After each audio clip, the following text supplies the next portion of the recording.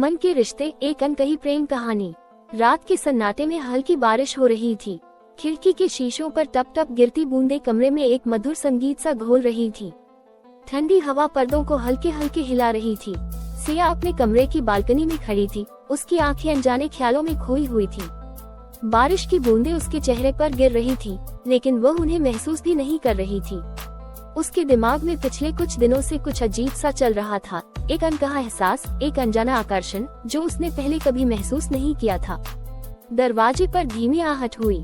सिया ने मुड़कर देखा। राहुल खड़ा था, गहरी आंखों में कुछ सवाल लिए हुए।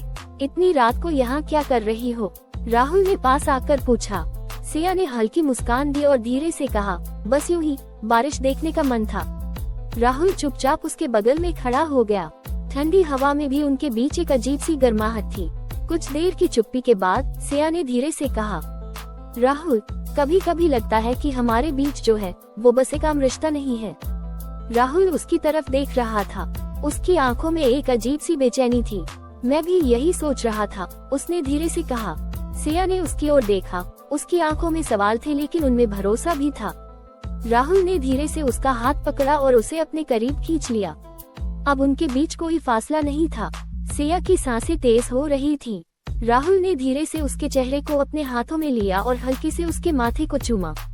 सिया ने अपनी आंखें बंद कर ली, जैसे इस पल को हमेशा के लिए संजो लेना चाहती हो। तुम्हें कभी खोना नहीं चाहता, सिया, राहुल की आवाज में हल्की कपकपी थी।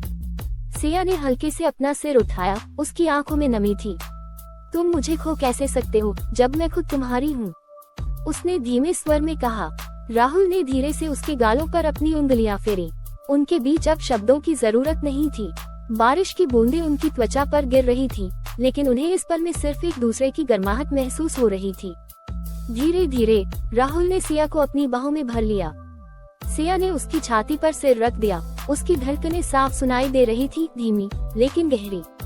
बारिश अब भी तेज हो रही थी, लेकिन उनके अंदर एक अलग ही तूफान चल रहा था। राहुल, हम ऐसा क्यों महसूस कर रहे हैं? सिया ने धीरे से पूछा। क्योंकि हम हमेशा से सिर्फ भाई बहन नहीं थे, सिया। हमारे बीच हमेशा कुछ और था, बस हम इसे समझने में देर कर गए। सिया ने राहुल की ओर देखा। उसकी आंखों में अब कोई संकोच नहीं था। तो अब क्या? उसने पूछा। राहुल ने उसकी ठोड़ी को हल्के से ऊपर उठाया और उसकी आंखों में देखते हुए कहा, अब हम इस सच्चाई को जीते हैं, बिना किसी डर के। सिया मुस्कुराए और राहुल ने धीरे से उसके होठों पर एक हल्का चुंबन दिया, धीमा, कोमल और अनकहा प्यार लिए हुए। अगले कुछ दिनों तक राहुल और सिया के बीच एक नई समझदारी आ गई थी। वे अब पहले से भी ज्यादा करीब आ गए थे, लेकिन उनके मन में एक डर भी था, समाज और परिवार की स्वीकृति। एक शाम जब पूरा परिवार डिनर टेबल पर बैठा था, राहुल ने हिम्मत जुटाकर कहा, माँ, पापा, हमें आपसे कुछ बात करनी है। उनके माता पिता ने ध्यान से उनकी तरफ देखा। सिया ने आगे बढ़कर कहा, हम जानते हैं कि आप हमें भाई बहन की तरह देखते हैं, लेकिन हमारे बीच का रिश्ता सिर्फ भाई बहन जैसा नहीं है। हम एक दूसरे से प्यार करते हैं। उनके माता पिता कुछ क्षणों तक चुप रहे।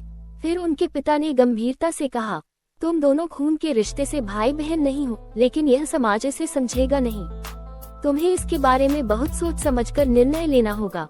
राहुल ने जवाब दिया, हम जानते हैं कि यह आसान नहीं होगा, लेकिन हम अपने रिश्ते को सच्चे दिल से निभाना चाहते हैं। समय के साथ उनके माता पिता ने भी यह समझ लिया कि रिश्ते सिर्फ समाज की परिभाषाओं से तय नहीं होते, बल्कि वे मन से बनते हैं। धीरे धीरे उन्होंने राहुल और सिया के रिश्ते को स्वीकार कर लिया। हालांकि समाज ने सवाल उठाए, लेकिन उन्होंने अपने प्यार और विश्वास से हर चुनौती